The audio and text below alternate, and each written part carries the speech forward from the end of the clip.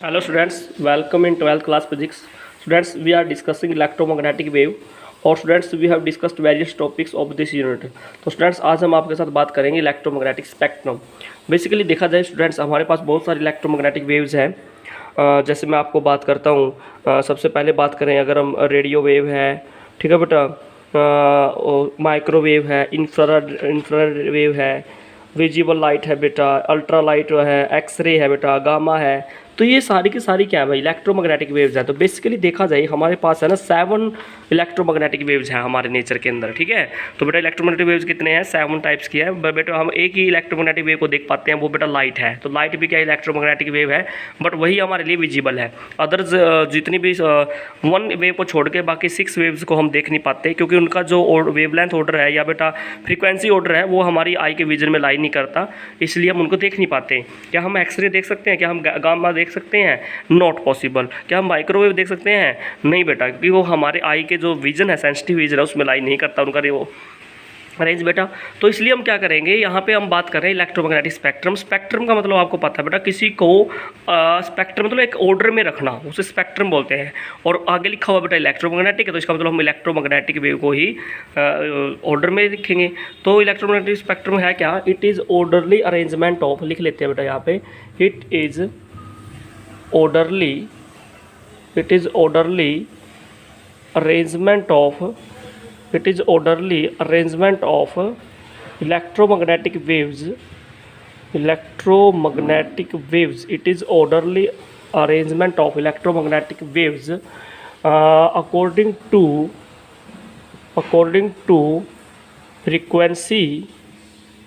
to frequency और wavelength, ठीक है बेटा। तो ये है इलेक्ट्रोमैग्नेटिक स्पेक्ट्रम। इलेक्ट्रोमैग्नेटिक स्पेक्ट्रम में क्या है, it is orderly arrangement of electromagnetic waves according to frequency और वेवलेंथ। तो बेटा हम क्या करेंगे, इलेक्ट्रोमैग्नेटिक वेव्स को उनके फ्रीक्वेंसी और वेवलेंथ के ऑर्डर के अकॉर्डिंग हम क्या करेंगे बेटा, अरेंज करेंगे। उस अरेंजमेंट को ही क्या बोलते हैं बेटा, हम इलेक्ट्रोमैग्नेटिक स्पेक्ट्रम बोलते हैं। तो बेटा बेसिकली मैं आपको यहाँ पे बता देता हूँ, यहाँ पे मैंने 2 टर्म यूज़ किया बेटा। एक तो होता है वेवलेंथ जिसका सिंबल लैम्बडा है, और एक होता है फ्रीक्वेंसी बेटा जिसका सिंबल म्यू है। तो बेटा इन दोनों के बीच में ना इनवर्स रिलेशन होता है, lambda mu is equal to C. तो lambda is equal to C by mu, ये कह सकते हो आप। तो इसका मतलब क्या है कि जिस वेव की फ्रीक्वेंसी हाईएस्ट है तो उसकी वेवलेंथ क्या होगी बेटा, लोवेस्ट आएगी, ठीक है। क्योंकि यहाँ पे वेवलेंथ और जो फ्रीक्वेंसी है वो इनवर्स रिलेशन में है। तो जिस वेव की फ्रीक्वेंसी ज़्यादा है तो उस वेव की वेवलेंथ कम है, जिसकी वेवलेंथ ज़्यादा है उसकी फ्रीक्वेंसी कम है बेटा। तो वेवलेंथ में और फ्रीक्वेंसी में बेटा जो रिलेशन है वो इनवर्स होता है बेटा, ठीक है। तो वेव की 2 ही प्रॉपर्टी होती हैं, एक फ्रीक्वेंसी होती है बेटा, एक वेवलेंथ होती है। तो हम इलेक्ट्रोमैग्नेटिक वेव्स को उनके फ्रीक्वेंसी और वेवलेंथ के अकॉर्डिंग अरेंजमेंट में अगर लिखें, ऑर्डरली अरेंजमेंट में लिखें, तो उसको बेटा इलेक्ट्रोमैग्नेटिक स्पेक्ट्रम बोलते हैं। तो इलेक्ट्रोमैग्नेटिक स्पेक्ट्रम के अंदर 7 इलेक्ट्रोमैग्नेटिक वेव्स हैं, जो उसके अंदर मैंने बात ही कर ली बेटा। तो जो main part of the electromagnetic spectrum है, first is gamma ray, X ray, ultraviolet rays, visible light, infrared rays, microwave, radio waves. तो ये ऑर्डरली अरेंजमेंट है। हम इनको फ्रीक्वेंसी के अकॉर्डिंग भी अरेंजमेंट कर सकते हैं बेटा, वेवलेंथ के अकॉर्डिंग भी अरेंजमेंट कर सकते हैं, ठीक है। तो जो वेरियस रीजन है इलेक्ट्रोमैग्नेटिक स्पेक्ट्रम का, do not have sharply defined boundary and have overlap. तो बेटा जो क्लासिफिकेशन है वो नज़दीकी एरिया की हम बात करेंगे। तो 1 बाय 1 हम इनको डिस्कस करेंगे बेटा, ठीक है। तो सबसे पहले हम जो इलेक्ट्रोमैग्नेटिक वेव को ऑर्डरली अरेंजमेंट कर रहे हैं बेटा, वो वेवलेंथ के अकॉर्डिंग अरेंज कर रहे हैं, यानी कि मैक्सिमम टू मिनिमम जा रहे हैं बेटा, ठीक है। तो सबसे पहले अगर वेवलेंथ की बात करें बेटा, रेडियो वेव, फर्स्ट वेव की बात कर रहा हूँ मैं, रेडियो वेव, ठीक है बेटा। तो रेडियो वेव, ठीक है। तो रेडियो वेव की अगर बात करें तो बेटा इसकी जो वेवलेंथ रेंज है, रेडियो वेव की अगर वेवलेंथ रेंज की बात करें तो बेटा 600 मीटर टू कितनी है बेटा, 0.1 मीटर, ठीक है। ये इसका क्या है भाई, वेवलेंथ ऑर्डर है। तो वेवलेंथ इसकी मैक्सिमम बेटा। और फ्रीक्वेंसी रेंज कितनी है इसकी, फ्रीक्वेंसी रेंज इसकी बेटा 500 किलो हर्ट्ज से लेके कितनी बेटा, 1000 मेगा हर्ट्ज तक की इसकी फ्रीक्वेंसी है बेटा। और बेटा प्रोड्यूस कैसे की जाती है रेडियो वेव, रेडियो वेव को का सोर्स क्या है बेटा, accelerating motion of charge in conducting wire और ऑसिलेटिंग सर्किट। तो जैसे ऑसिलेटिंग सर्किट होते हैं, एलसी जो ऑसिलेटर है बेटा, तो उससे हम क्या कर सकते हैं बेटा, रेडियो वेव को प्रोड्यूस कर सकते हैं। या फिर बेटा एक्सलेटिंग मोशन ऑफ चार्जेज है जितने भी कंडक्टिंग वायर के अंदर, उससे भी हम रेडियो वेव को प्रोड्यूस कर सकते हैं बेटा। अच्छा, डिस्कवर किसने कवर की थी बेटा रेडियो वेव? मार्कोनी ने डिस्कवरी की थी। और बेटा प्रॉपर्टी क्या है? रिफ्लेक्शन और रिफ्रैक्शन। तो रेडियो वेव रिफ्लेक्शन भी शो कर सकती है बेटा, रिफ्रैक्शन भी शो कर सकती है। तो ये बेटा इसकी प्रॉपर्टी थी। और बेटा यूजेस क्या रेडियो वेव के? बेसिकली अगर यूजेस की बात करें भाई रेडियो वेव्स के, तो रेडियो वेव कहाँ यूज़ करेंगे? रेडियो और टेलीविज़न कम्युनिकेशन सिस्टम में, ठीक है बेटा। तो टेलीविज़न और जो रेडियो कम्युनिकेशन है, रेडियो और टेलीविज़न कम्युनिकेशन सिस्टम, ठीक है बेटा। तो और टेलीविज़न और रेडियो कम्युनिकेशन सिस्टम के अंदर इसका यूज़ किया जाएगा।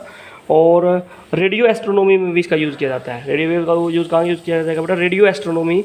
सेकंड यूज़ क्या बेटा? It is used in radio astronomy. कहाँ पे यूज़ करेंगे बेटा इसको? रेडियो एस्ट्रोनॉमी में भी इसका यूज़ करते हैं, रेडियो एस्ट्रोनॉमी में भी इसका यूज़ करते हैं, ठीक है। तो this is the use of radio wave बेटा। This was the first radio wave जिसकी वेवलेंथ सबसे मैक्सिमम है, ठीक है बेटा। फ्रीक्वेंसी सबसे मिनिमम है बट वेवलेंथ इसकी मैक्सिमम है बेटा। सेकंड वेव है भाई सेकंड टाइप वेव क्या है भाई? माइक्रोवेव है। तो बात करते हैं बेटा माइक्रोवेव की। माइक्रोवेव, तो बेटा माइक्रोवेव की जो वेवलेंथ की बात करें वो भाई रेडियो वेव से कम है बट फिर भी मैक्सिमम बेटा 0.3 मीटर से ये लाई करती है 7⁻³ मीटर, ठीक है भाई। तो इसकी ये इसकी क्या रहेगी? वेवलेंथ रहेगी।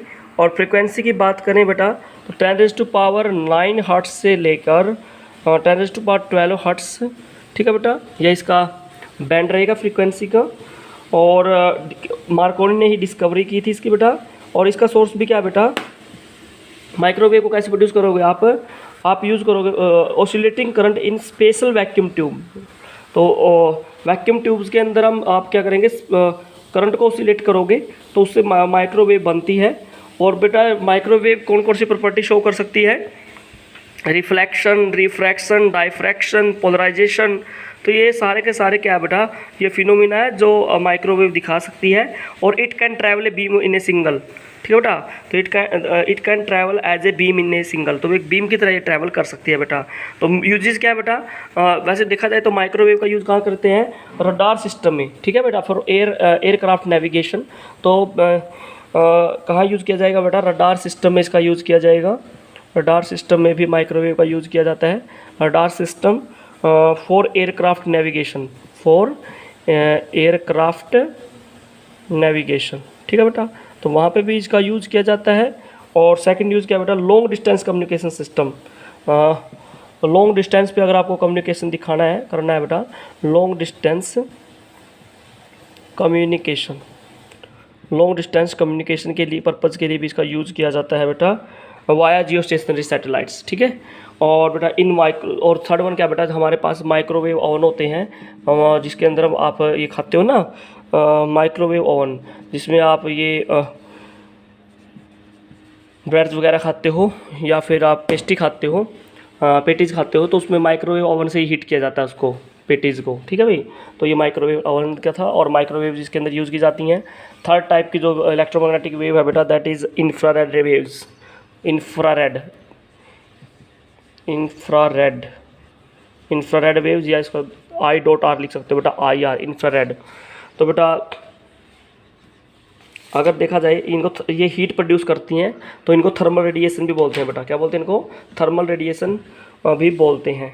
तो वेवलेंथ रेंज की बात करें तो बेटा जो इनका वेवलेंथ रीजन है लैम्बडा, जो इनका लाई करता है 5 × 10⁻³ मीटर से लेकर, अगर बात करते हैं 10⁻⁻6 मीटर का इनका रीजन है बेटा। और फ्रिक्वेंसी रेंज कितना बेटा? 10⁻11 हर्ट्ज से लेकर कितना बेटा इनका? 10⁻14 हर्ट्ज इनका फ्रिक्वेंसी रीजन लाई करता है।